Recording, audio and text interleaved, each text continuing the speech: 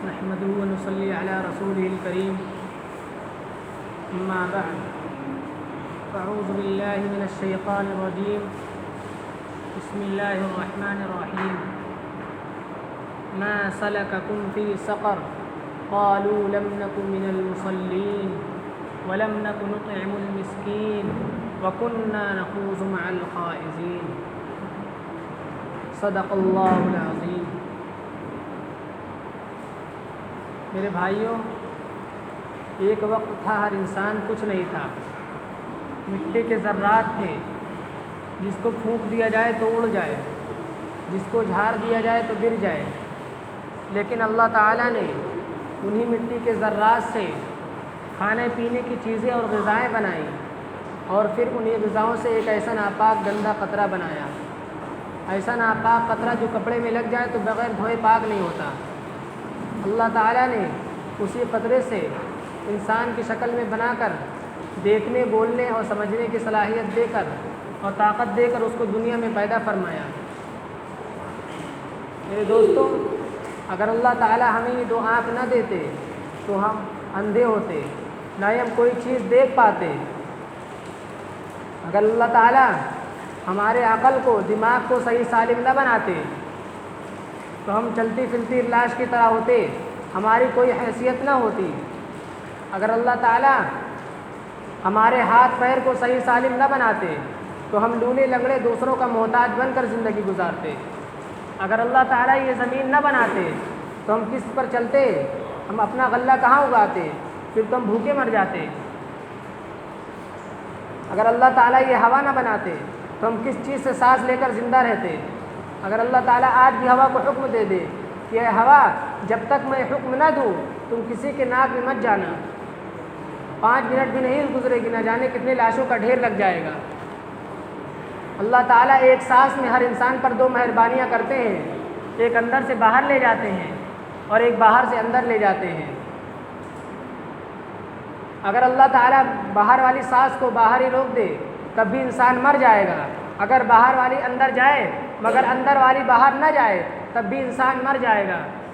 معلوم یہ ہوا کہ اللہ تعالیٰ ایک سانس میں ہر انسان پر 2 مہربانیاں کرتے ہیں، ایک باہر سے اندر لے جاتے ہیں اور ایک اندر سے باہر لے جاتے ہیں۔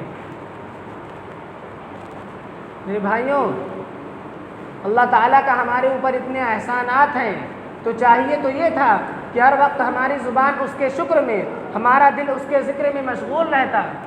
چاہیے تو یہ تھا کہ ان کے احسانات کے بدلے ہر وقت ہمارا سر اس پروردگار کے سامنے سجدہ ریز رہتا، مگر قربان جاؤں اس پروردگار پر کہ اس نے یہ شرط نہ لگا کر کہ جو شخص 5 وقت کی نماز پڑھے گا، جو شخص ہماری عبادت کرے گا، اسی کو میری یہ نعمتیں ملیں گی، اسی کو اس سرزمین پر چلنے کا حق ملے گا، اسی کو جینے کا حق ملے گا، بلکہ یہ فرمایا کہ اے میرے بندوں، 24 گھنٹوں میں 23 گھنٹے اپنے کاموں میں لگاؤ، صرف 1 گھنٹے میری عبادت اور میری بندگی میں لگاؤ۔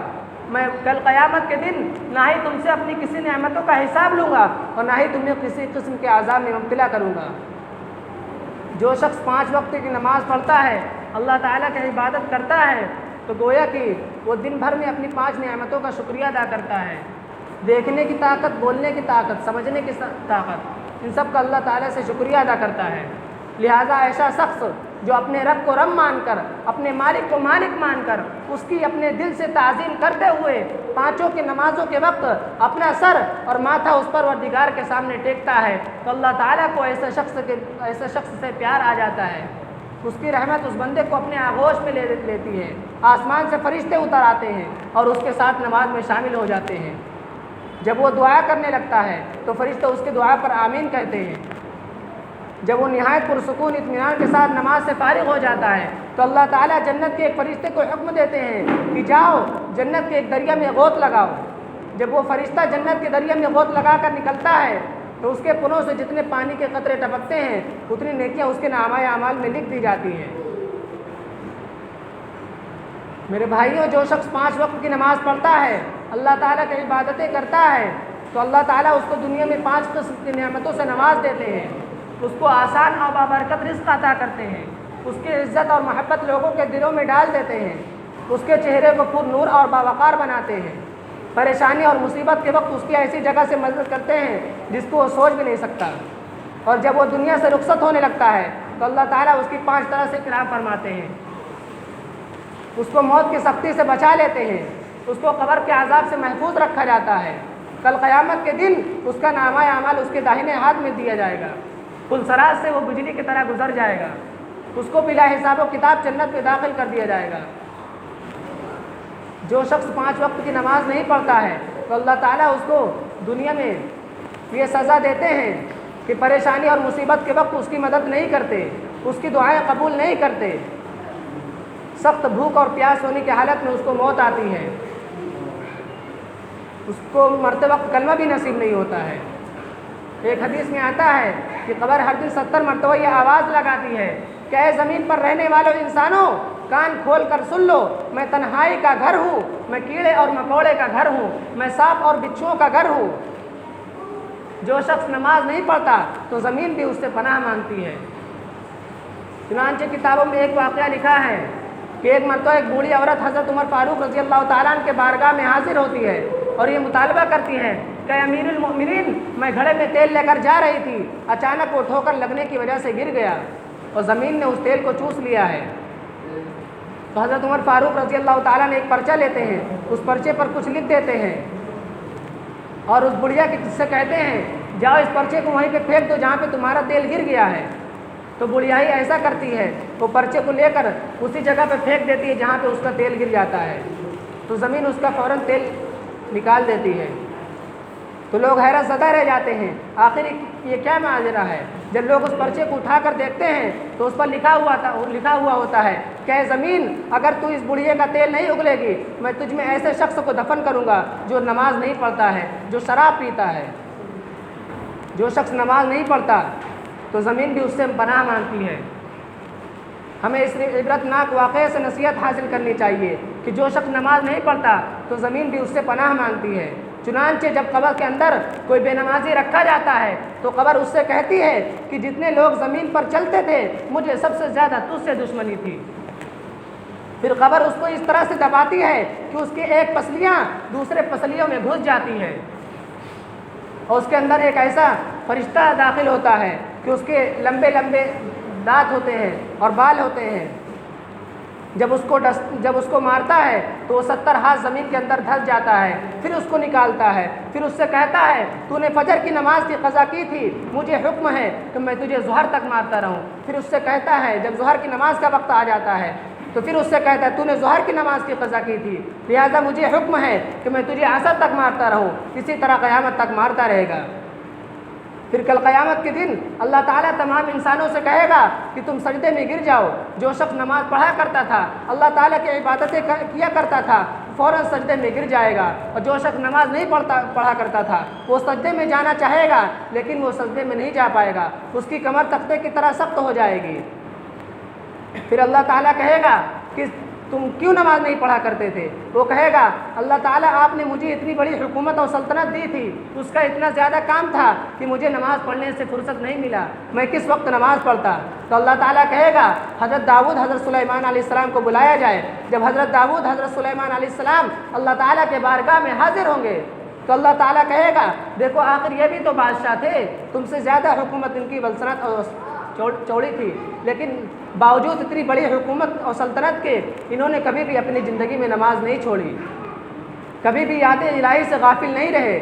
یہ تیری کاہلی اور سستی کا نتیجہ ہے۔ فرشتوں کو حکم ہوگا جاؤ اس کو جہنم میں ڈال دو۔ پھر ایک اور آدمی آئے گا وہ اپنی بیماری کا عذر پیش کرے گا، کہے گا اللہ تعالیٰ میں اتنا زیادہ بیمار تھا، اس بیماری کی وجہ سے میں نماز نہیں پڑھ سکتا تھا۔ تو اللہ تعالیٰ حضرت ایوب علیہ السلام کو بلائیں گے، پھر حضرت ایوب علیہ السلام اللہ تعالیٰ کے بارگاہ میں حاضر ہوں گے۔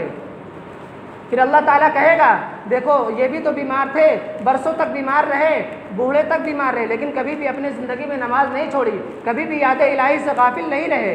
اگر بیماری کسی کو یاد الہی سے روکتی، کسی کو نماز سے روکتی تو سب سے پہلے ہمارے ایوب کو روکتی، لیکن باوجود اتنی بڑی بیماری کے انہوں نے کبھی بھی نماز نہیں چھوڑی، کبھی بھی یاد الہی سے غافل نہیں رہے۔ یہ تیری کاہلی اور سستی کا نتیجہ ہے جس کے باعث تو نے نماز نہیں پڑھی۔ فرشتوں کو حکم ہوگا جاؤ اس کو جہنم میں ڈال دو۔ پھر جہنمیوں کو جہنم کی طرف لے جایا جائے گا تو جہنم کے ہولناکیوں کو دیکھ کر کہیں گے یود المجرم لو یفتدی من عذاب یومئذ ببنی وصاحبته واخیہ وفصیلته التی تؤوی ومن فی الارض جمیعا ثم ینجی. وہ کہیں گے یا اللہ میری بیوی کو میرے اولاد کو جہنم میں ڈال دے لیکن یا اللہ مجھے بچا لے. اگر تجھے یہ قبول نہیں ہے تو میرے بھائی کو میرے گھر والوں کو جہنم میں ڈال دے لیکن یا اللہ مجھے بچا لے. اگر تجھے یہ بھی قبول نہیں ہے تو زمین میں رہنے والے تمام انسانوں کو جہنم میں ڈال دے لیکن یا اللہ مجھے بچا لے. پھر لوگ پھر کہیں گے اللہ تعالیٰ وَكُلَّ إِنسَانٍ أَلْزَمْنَاهُ طَائِرَهُ فِي عُنُقِهِ. آج تیرا عمل تیری گردن میں، آج تو حساب کا دن ہے، آج تیرا عمل تیری گردن میں اور اس کا عمل اس کی گردن میں. پھر جہنم کی ایک ایسی وادیوں میں پھینکا جائے گا جسے قرآن کریم میں ارشاد فرمایا فَوَيْلٌ لِّلْمُصَلِّينَ. ایک ایسی وادیوں میں پھینکا جائے گا کہ جہنم بھی اس سے پناہ مانگتی ہے. پھر وہاں وہ موت چلائیں گے لیکن وہاں پہ موت بھی نہیں آئے گی. پھر اس کے رشتہ دار جو جہنم میں ہوں گے جو جنت میں ہوں گے اس جہنمی اس اپنے رشتہ دار سے کہیں گے کس چیز کے بنا پر تمہیں جہنم میں ڈال دیا گیا. وہ کہے گا لم نکن من المصلین، ہم نماز نہیں پڑھا کرتے تھے.